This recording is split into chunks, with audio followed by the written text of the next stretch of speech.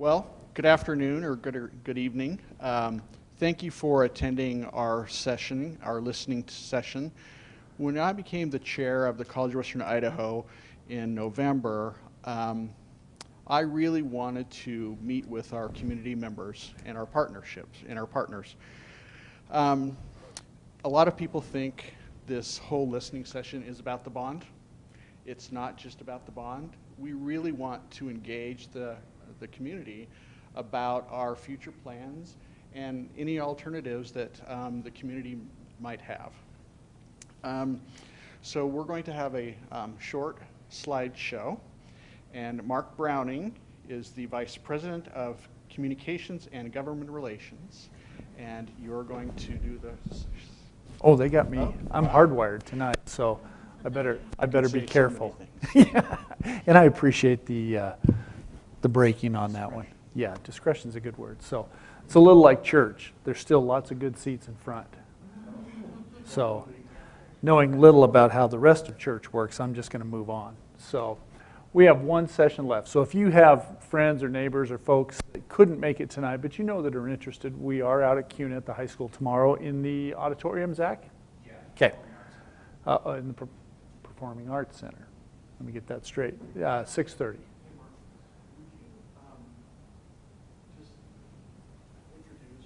Oh, so I will. Thank you. A lot of folks really work a lot of hours to make these happen. This is 7 of 8 that we've had. So appreciate our folks from the city of Meridian that have been very helpful to us. So our folks back here on the IT and the tech side. So wave, hello. I always get confused because you have 2 Ds. Yeah, it's Jed and Ross. Zach Ricketts, who's been huge. Audrey Eldridge, this is her department, and she makes everything happen. So, and we have 3 trustees here tonight. So you met our chair, Mark Denham, Mary Nylam, past chair, founding member, both of these founding members, and our newest member, Skip Smizer, from out in Parma. So, but we represent the entire district, so Ada and Canyon County. Okay. Let's get moving, because we don't want to keep you here all night. We want to pick your brain, hear what you have, great ideas for us, and then we want to get you home in time to enjoy what could be a pretty nice sunset, I think, tonight. So our other two trustees who are not joining us here tonight, or if they are, they're late, and we won't tease them for that. Emily Walton, who's currently our vice chair, and Stan Bastian, who is the secretary-treasurer of the board. Some of you might remember Stan. He, former member of the legislature, as our current member. Pat McDonald is here, and a former State Senator Skip Smizer. So anybody else who has served? I don't want to leave anybody out. I want to give you a quick snapshot where we were just 11 years ago, 2006. We had 7 institutions in the state. We had 2 full-on comprehensive community colleges, a technical college in eastern Idaho, a 2-year technical college, 1 4-year what we used to call normal schools up in Lewiston, and then 3 research universities.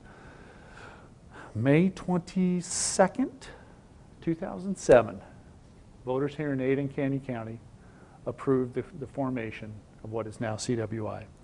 We opened our doors for classes in January of 2009.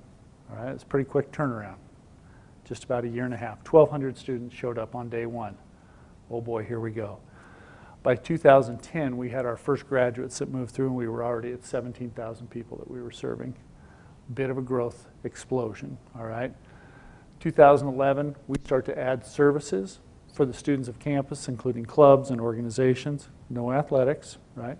But the first of what we now have 5 national championships in speech and debate. We're the only community college in the country to win more than 2, and we won 5. All right? 2012 was a big year for us. The Micron Center opened up. You might remember the old Sam's Club out on Franklin Boulevard, just off of Idaho Center Way. That building was vacant, and through some really generous people and some hardworking initiative through the Micron Foundation, but really through the Albertson folks, the Albertson Foundation, they bought that building, they completely refurbished it, and then gifted it to us as a career and technical center. So career technical is your standard trades that you would normally think of, welding, machining, those types of auto body, diesel, all that also includes medical. That's where a lot of ours are going. 2013, we're already up to 23,500 students, and we're working now with articulation agreements to make sure that our students who are on the transfer side of things that want to go on and complete a 4-year degree now have full transferability with our 4-year partners here in the state. So ISU, BSU, Lewis Clark, and the University of Idaho. As we've grown, we started from 1,200 just a few years ago. You're thinking, where are they putting all those students? Any place we could find.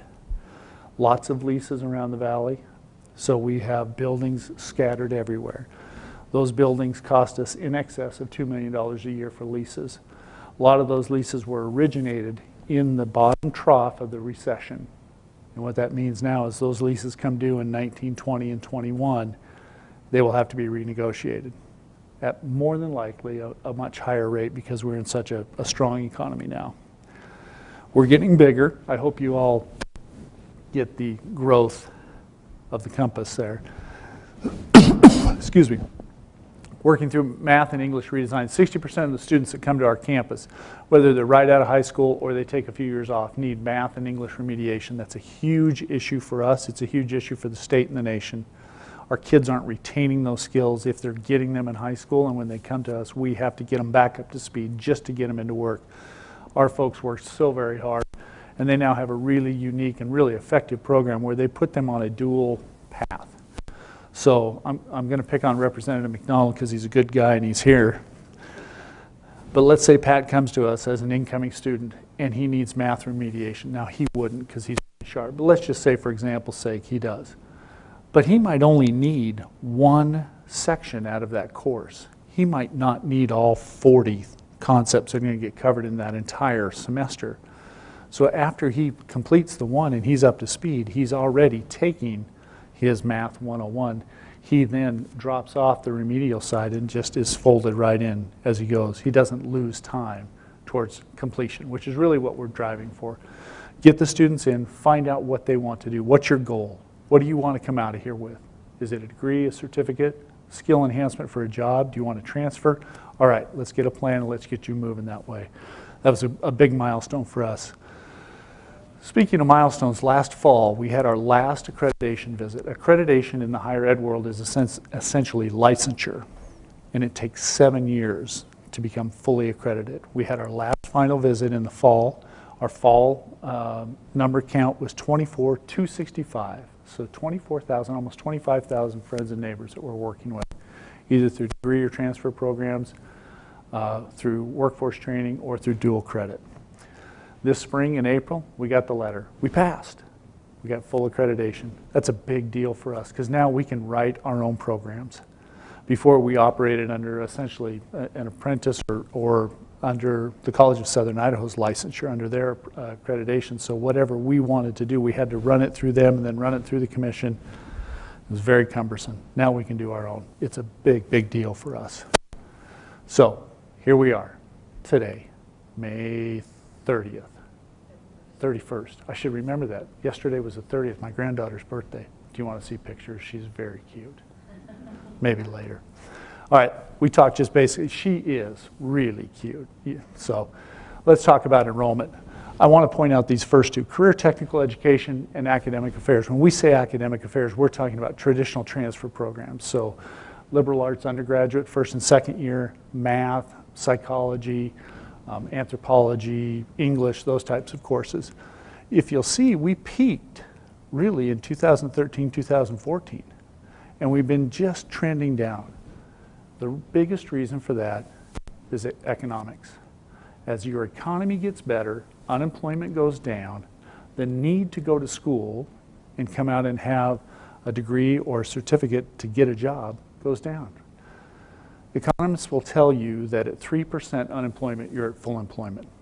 That's right about where we are in Ada County and in the Treasure Valley.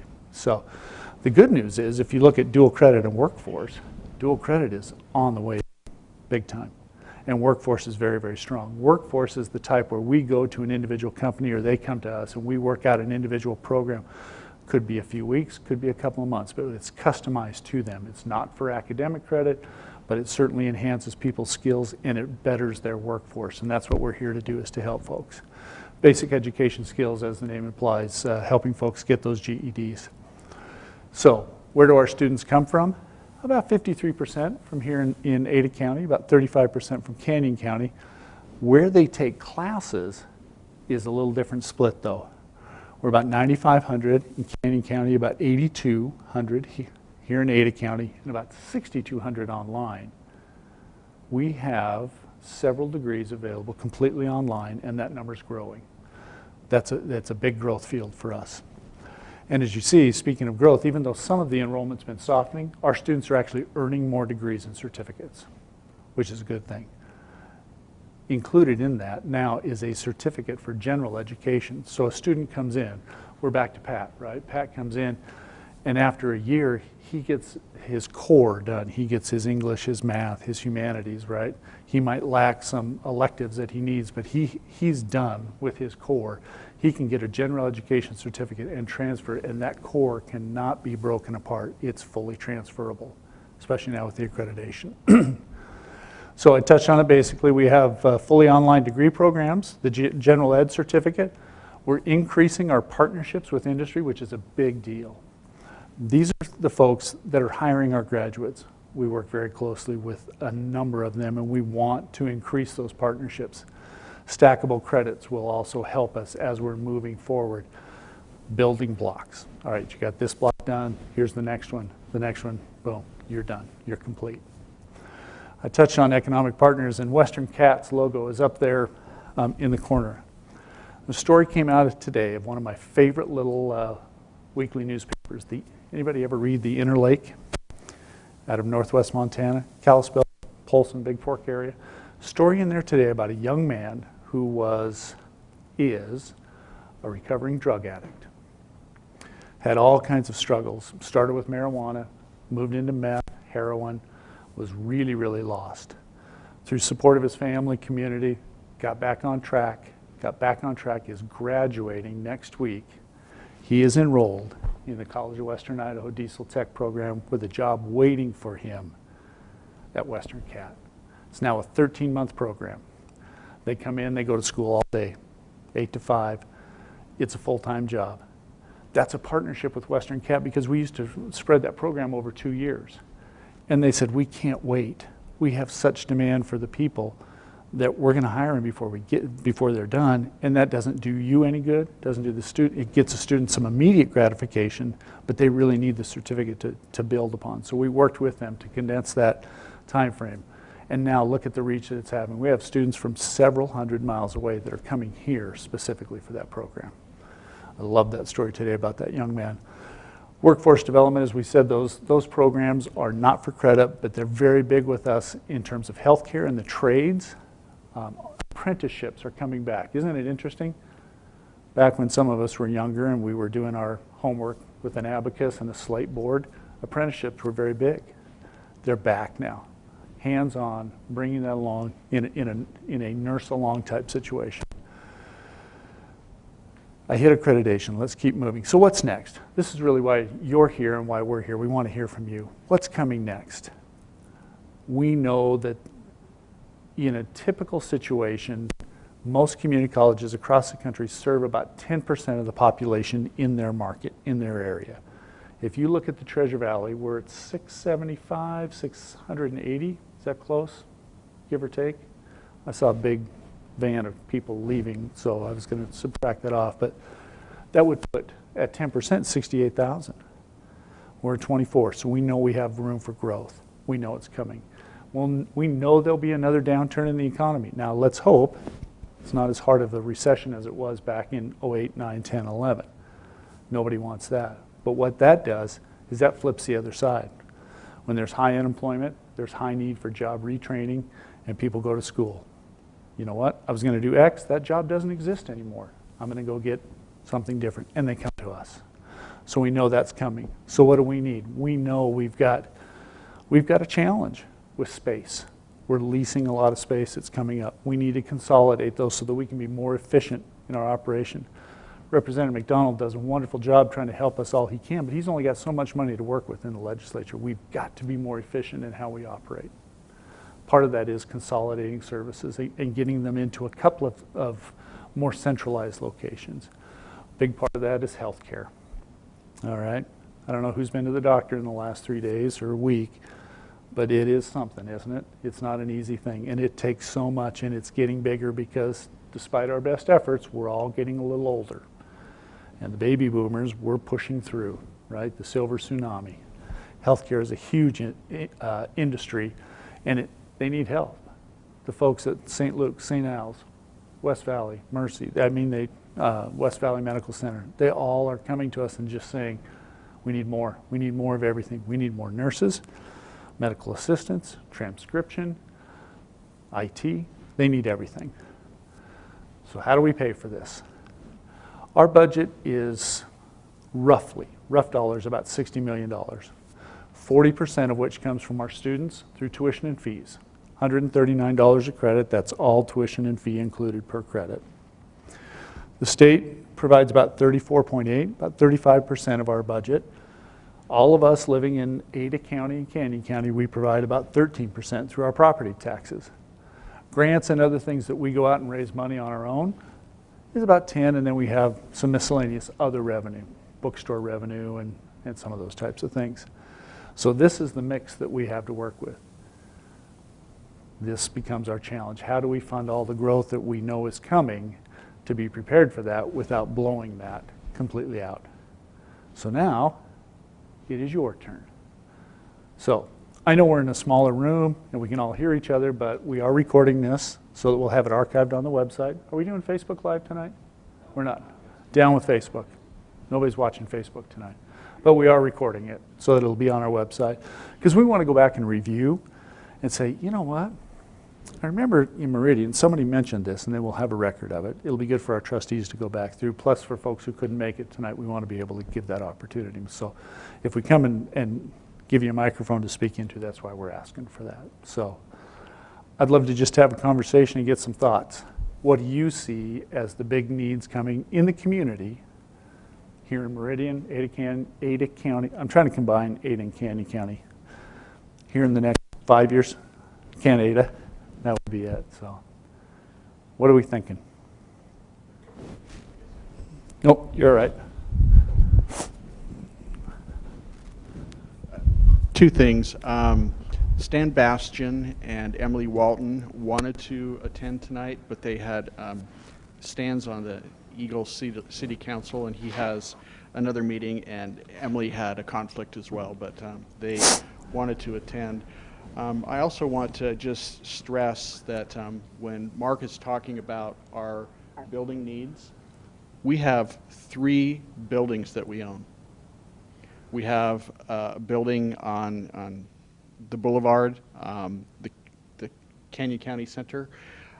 We have our academic building in Nampa, and we have the Micron Technology Center. Are we going to change that because it's something at some point? So anyway, we have 3 buildings that we own. The rest, it's all leased. And as Mark said, all those leases are coming due. So that's a struggle for us, how to provide growth, more students with more expensive real estate. Can I make one comment on that? I think just because we do have 3 buildings, but we've never had enough money to build a building. So the Micron building was actually, as Mark mentioned, was donated to us, was through the Albertson Foundation and through the Micron Foundation. The other 2 buildings that we occupy were previously part of Boise State University, and when the community college formed, then they transferred to us. So we've always been building poor. We just had some kind people that helped us out. One thing I'll add in there is that we are building poor, but we do have land. We've got about 100 acres, give or take, there in the Nampa campus, just to what would be to the north of the Idaho Center. And we've got some property down on the Whitewater Avenue, just across the river from Joe's Crab Shack. So we have land, but one of the things that has come up in some of the earlier sessions, and this kind of gets some conversation started, is Boise State serves about 23,500 students, full-time equivalent students. So technically, yes, we're bigger. Any idea what their, and I'm not going to let you answer, what their annual budget runs? Guesses? So we're at about 60. 100? Higher? Lower? Go up a bit? 200? 300? Want to keep going? What did we say the other night? It's about 470. It's 470 something. Yeah, 470. Yeah. So one advantage that our universities have is they can bond for buildings with approval of the State Board of Education, who is their, you know, they don't have locally elected like we have here. They have 8 people, 7 of whom are appointed by the governor, and they can approve a bond, and they put it back on the students with a fee and say, okay, students, we're going to have X building, and it's going to cost you this. Okay? We can do that in a little different way, but not to the same extent. Our students simply don't have the means. Many of our students, I mean, they're 70+% of our students are getting some sort of financial aid, whether it's grants or loans. That's the different economies of scale that we're talking about. So, you guys are all kind of looking at me like, when's he going to be quiet?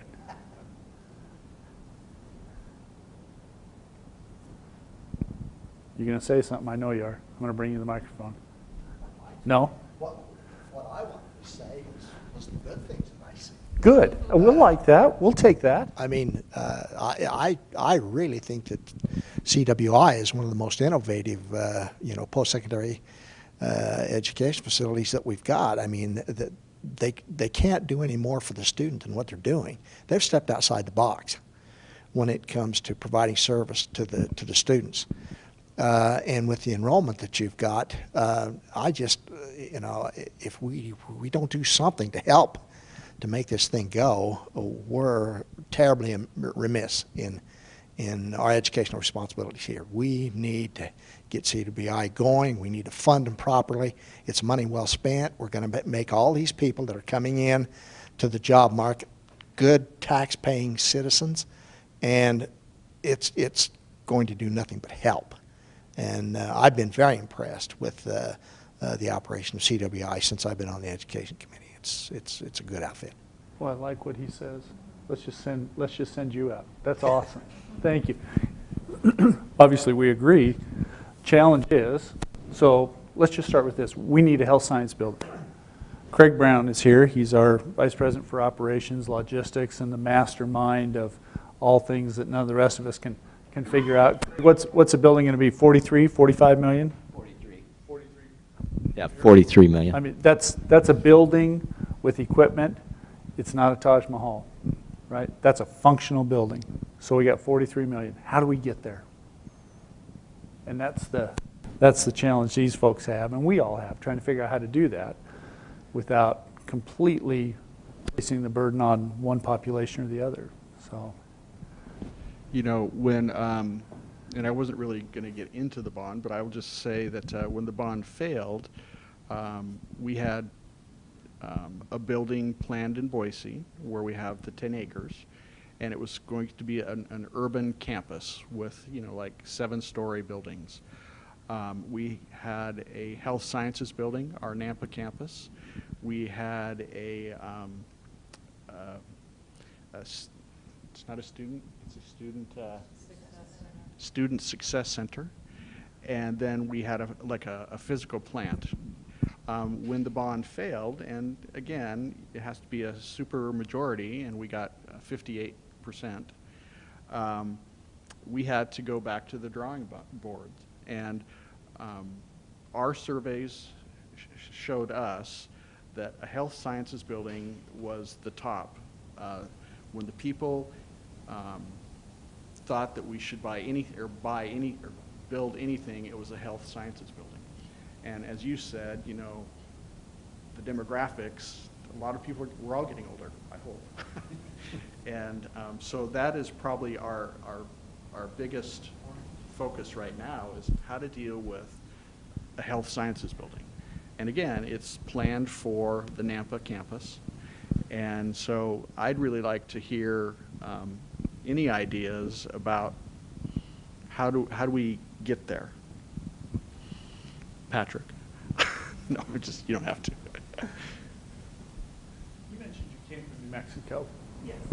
Recently? A couple years ago. Okay. Tell me about the New Mexico system, because I read a little something about them this week, that the higher education system and the governor had a little showdown with the legislature down there. But from a consumer's point of view, tell me how higher education was viewed in New Mexico. Oh, gosh. Right. I don't know that I can really provide much information. I mean, it's a similar system to here. You have the four-year schools that are funded in one way and the community colleges that are funded in another. And the community colleges, or the community college really the largest one there, very, very successful in the community. I mean, everybody really supported it and it continued to grow. And the students, just a lot of student success stories, and that's what I see here. Is it seems like folks are just doing better. Just as a matter of background, there was a story this week, and the governor in New Mexico vetoed the funding package that the legislature had sent in favor of, because it stripped away the funding for colleges and universities. And the governor, by vetoing that, she said that they had to fully fund the education system if they were going to keep the economy back on track. And they have a higher unemployment rate down there. And I thought it was really interesting that other Western states, and New Mexico is not a large population state, fairly large geographic, similar to us. I think we have some different geographic challenges, but it's a big place. And I thought, they're getting it. They understand. We're an economic development tool in higher education, and especially at the community college level. That's what I see. You know, we teach people how to feed themselves. So whether it's they're coming and they're getting those first 2 years done before they transfer to a university here in the state that will get them a career as an architect, a teacher, a lawyer, whatever it might be, or if they're going into a different field and they go direct to the career after they get done with us, that's what we're here to do. But boy, we've got some challenges on figuring out how to have the right setup so that we're ready. Because we have students that they're ready, the businesses are ready, and we've got to connect. We've got to connect there together. You asked a question before we started, so would you ask a question? I was just curious if you ever had any community working groups to address any issues. Just a small group of folks to kind of tackle, you know, just very specific issues like this. Any of our folks want to jump in? See, he's a good setup man. He sets up his own question and answer. And Well, I said, that's a great idea, and we're going to talk about that. Yeah. That is a wonderful question, and I haven't thought about it, but that's great. I just have one occasion when we did that, when we started, or this was a couple years ago, really. We brought in all the superintendents from the schools in Canyon County and Ada County to meet with them, for them to give us feedback on how well we were doing, what we needed to do differently, what they saw as we looked down the road in the future, what other kinds of programs we should be offering, and what they liked about us and those areas in which they thought we could improve. So we do want to go ahead and do that with other groups. We haven't identified the groups yet, but it was really helpful for us to do that with the superintendents and to do it early in the game. If we had something like not necessarily an advisory committee, because we have several of those, but if we have like a specific issue or a project, that's kind of what you're thinking. Is there a way for us to engage people like you, right? That's great. Yeah. We have what we call trade advisory committees, TACs, that work really closely with, especially our folks in career technical education. So these are industry people that, from Western Cat across the board to St. Luke's, St. Al's, that are there advising and helping us develop curriculum so that what our students are learning is a practical skill that they come with when they're done. And at completion, it's a huge part. But I think the community's got a lot to offer because it's a different perspective. Honestly, we get a little wrapped up inside our own world, and no matter what industry you're in, I think you do, right? but we need folks to bring us out a little bit. I think it's a great idea. Other thoughts? For the city of Meridian, do you have a perspective about what CWI should offer? I won't speak on behalf of the city. I'll speak personally from that standpoint, and a little bit of community perspective from what I've heard through the people. But again, not about the bond, but I think the bond's a great place to start. When you look at the valley and coming forward with 2 campuses, didn't make a lot of sense to a lot of people in this community. People weren't saying Meridian is the location where it should be, but they were saying putting it in those 2 locations didn't make sense. And that's what I heard from my neighbors. That's what I heard from our business community. They didn't want to support 2 campuses. Didn't make sense financially. It's almost overextending, and that's from my personal perspective. The questions that this is leading to me is looking at my own college experience. My college capped their enrollment. Has CWI overextended itself in what they're trying to offer to the community? And I don't know what your charter says you have to do or are obligated to do, but have you gone too far in trying to extend the programs in that capacity? There's something to be said for not being able to serve everybody to get the community on board for your greater needs. But when you are stretching so far to make everyone meet, people maybe don't feel like that's what you need at that point in time, because you are serving 24,000 people. Maybe you really only should be serving 12,000 people at a time. I don't know the answers to those questions. That's for you all to decide. But to me, I also want to know what is the vision of the institution. I can't say the difference between are you looking to be a CSI in that concept, having a one campus concept with athletics. Is that never in your vision? I mean, that somewhat dictates your campus environment and your style that you would want to be. And I think those type of visions would help people like myself, who, my kids may or may not need a CWI in the future. I don't know, but when you look at the Valley, you have a campus destination over in Boise that would serve people that want that type of environment. Here in Meridian, we have ISU Meridian and soon ICOM, which will provide a different type. And if you look to Nampa and Caldwell, they both have the more liberal arts campus destinations.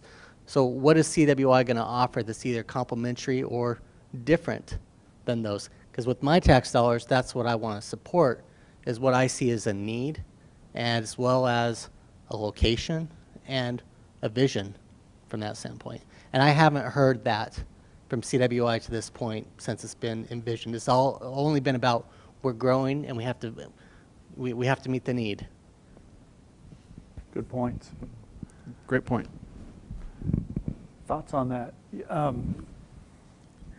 Really interesting concept about capping enrollment, because community colleges, by our definition, by our nature, we're open access. We take anybody who comes through the door. But I think you bring up a really interesting point of discussion. Can we handle everybody that walks through the door? I think those are some tough discussions we're going to have. And by capping enrollment, sometimes you create demand. Now, California went through an enrollment cap about 10 years ago because they simply couldn't fund enough. The California system is funded different than anywhere else in the country. And a lot of our colleges and universities did very well. University of Idaho directed all of their out-of-state efforts to California, because at that point, students couldn't get into the Cal State or the University of Cal system, but they could come to Idaho, even on an out-of-state, and be close to the same money. Open access for us, we find that our students that are within 15 miles of a campus nationwide with a community college are the most successful students. It's pretty rare we get a student from, Northwest Montana. That's not an everyday occurrence. But can we take everybody who's even here? If we go back to that 10% market comment, can we get from 24 to 68,000? How do we do that? It's an interesting point of discussion. So, other thoughts? Back row? You're looking at me like, that guy doesn't, what's he talking about? Right there, we've got you. We'll give you a microphone.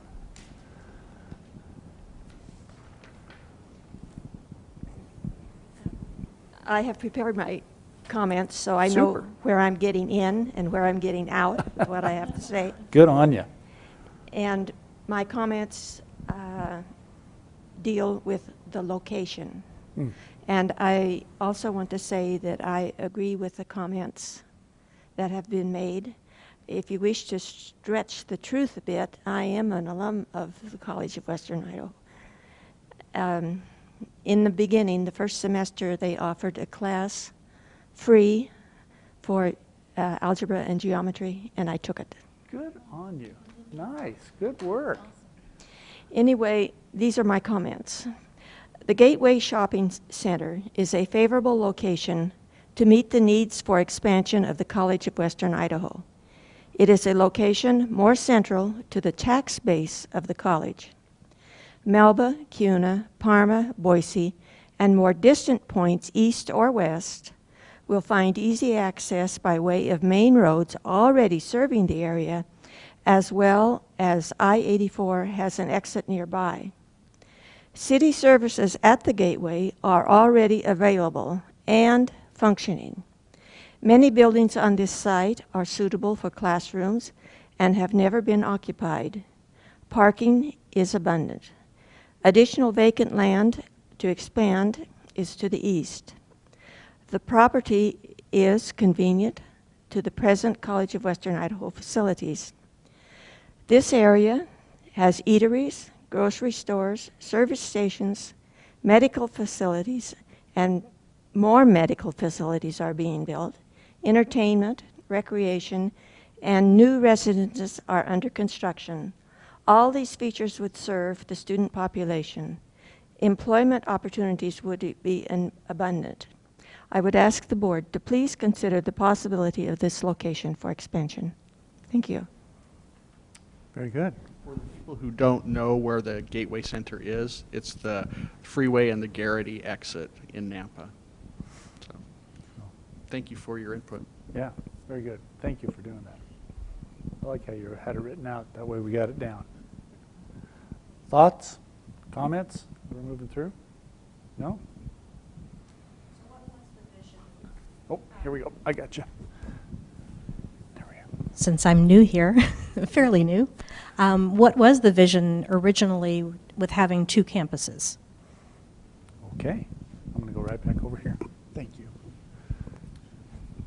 Well, the original board, and that at this point it's Mary and I, we knew there's 2 counties.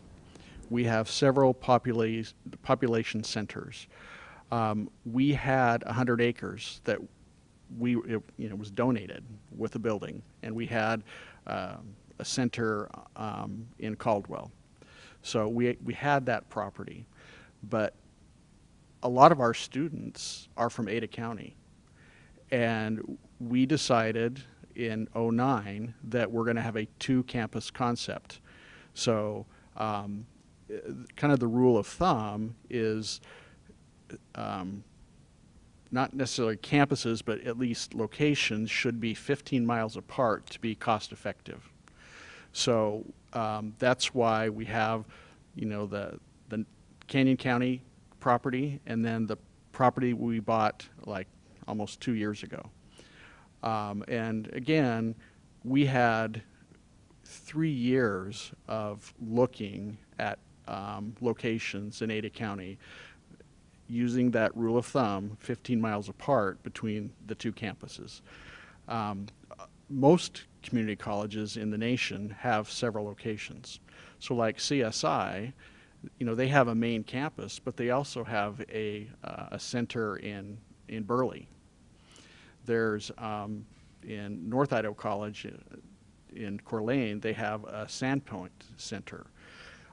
In Salt Lake City, I think they have 11 centers. So it's all about location and serving students. We've talked to lots of students, throughout our history. People would say they would not drive if they're from Boise.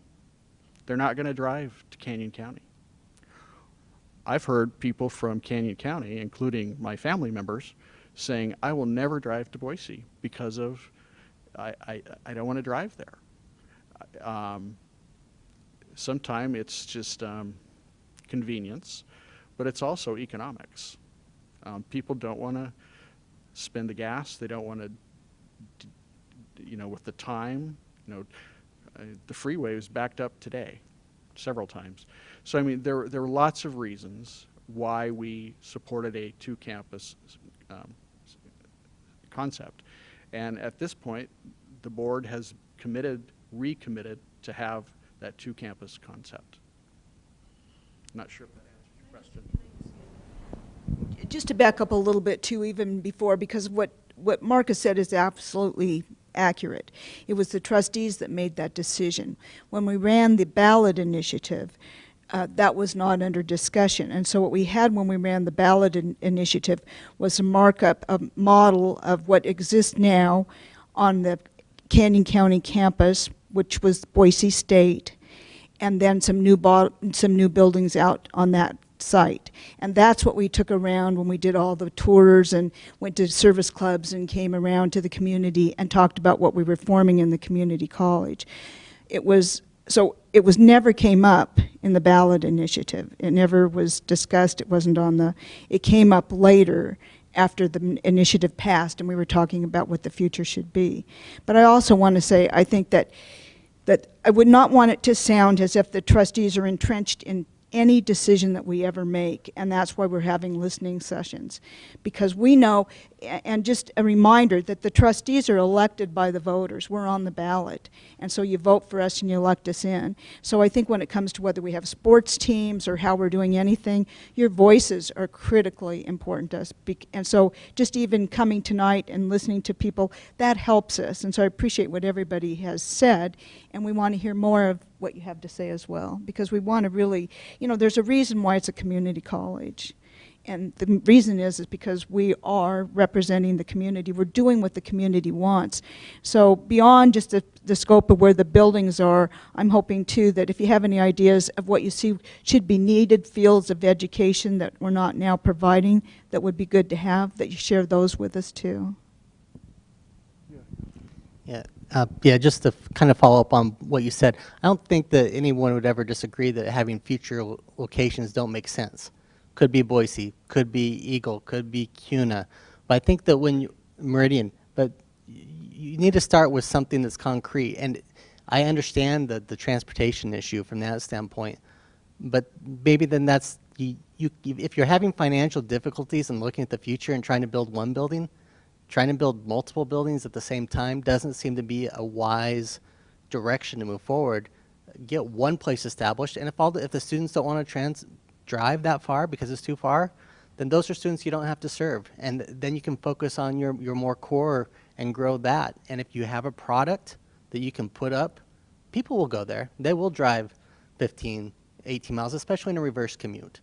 If it is a reverse commute, depending upon when the classes are offered, and that's a whole nother issue about, from that standpoint, what makes sense. But, no one is saying that you won't have multiple campuses to be successful, but trying to build two campuses at once in two different locations, to me, that just doesn't seem like a wise decision for people that are just trying to get a building built. Seems like a stretch. Good question. Any other thoughts? I want to excuse President Glandon. He had intended to be here tonight, but his daughter-in-law was in a car accident. So he's doing what he needs to do, being where family comes first. So I want to excuse him tonight.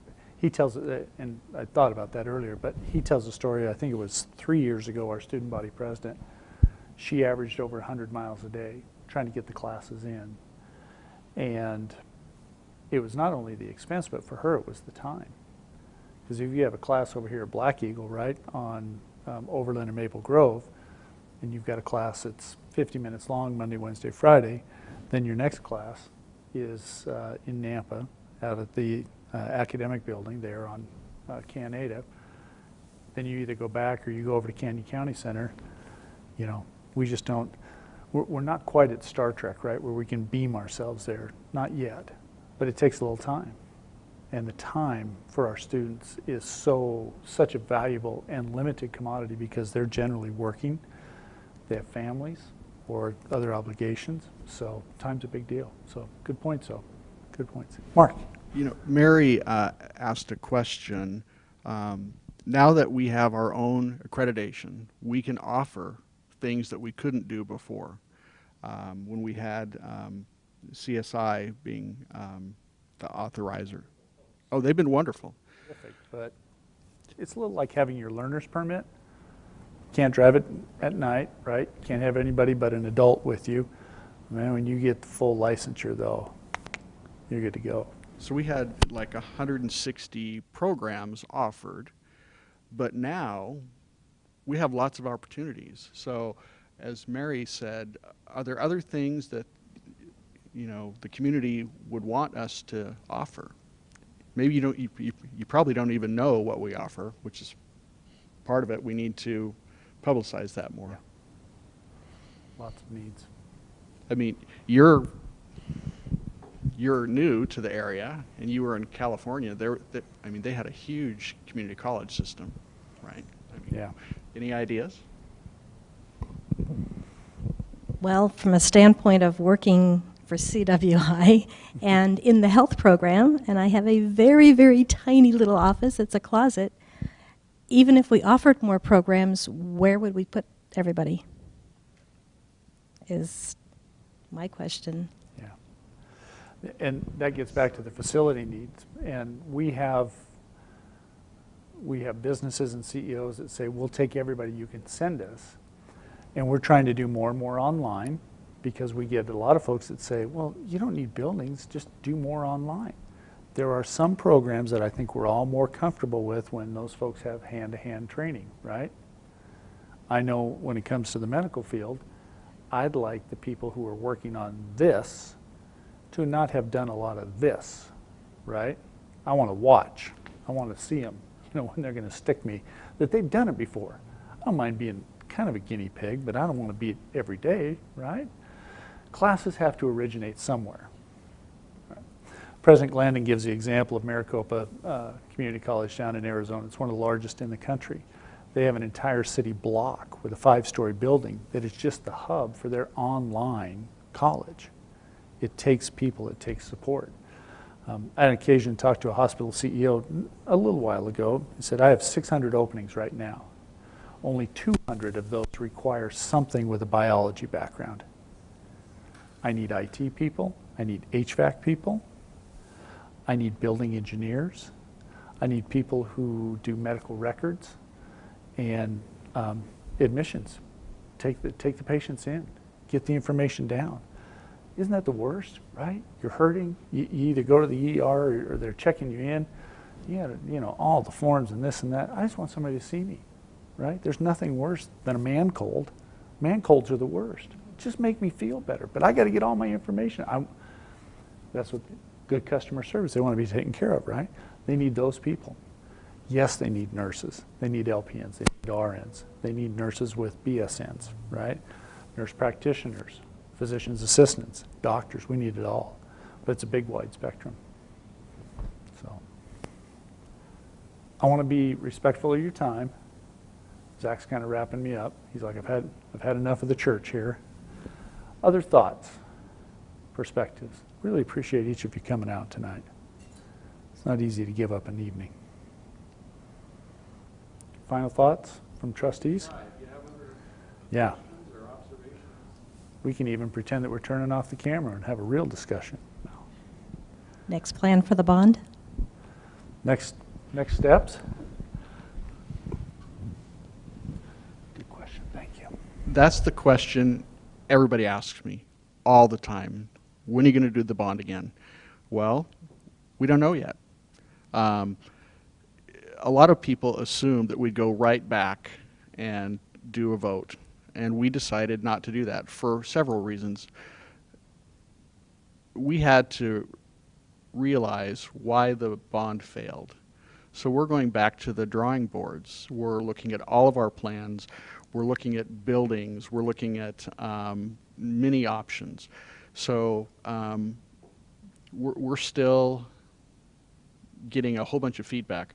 Part of our feedback is you guys. We want, I mean,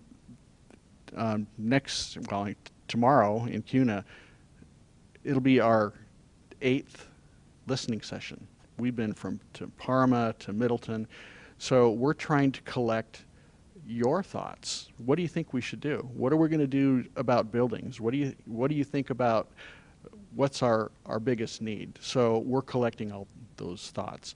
So I don't know yet. But at some point we're going to have to do something.